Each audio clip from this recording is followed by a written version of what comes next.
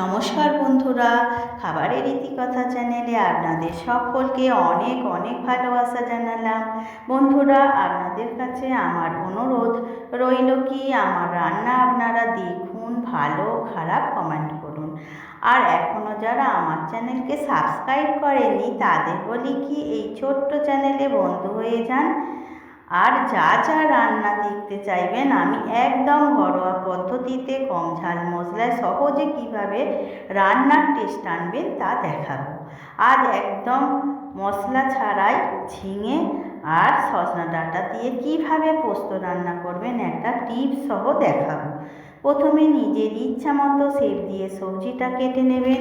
তারপর পোস্ত ও কাঁচা লঙ্কা অল্প জল দিয়ে একটু দানা দানা করে বেটে রাখবেন, একদম মিহি করবেন না।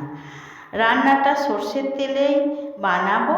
কড়াই সর্ষের তেল দেব, তেল গরম হয়ে গেলে আলু, ঝিঙে ও সজনা ডাঁটা সব একসাথে কড়ার মধ্যে দিয়ে দেব। তেলে একটু কালো জিরে ফোড়ন দিয়েছিলাম।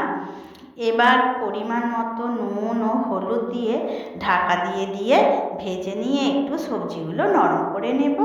তারপর একটু টমেটো কুচি দেব আর পোস্ত বাটা ও হাফ চামচ লঙ্কা গুঁড়ো দিয়ে একটু নাড়াচাড়া করে জল দিয়ে দেব। সব কিছু ভালো করে সেদ্ধ করে নেব।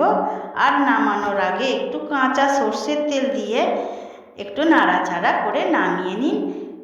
গরম ভাতের সাথে দুপুরে আর কিছুই লাগবে না। আর পোস্ত রান্নায় নামানোর আগে যদি একটু কাঁচা সর্ষের তেল দিয়ে দেন তাহলে তরকারির টেস্ট আরও দ্বিগুণ বেড়ে যায়।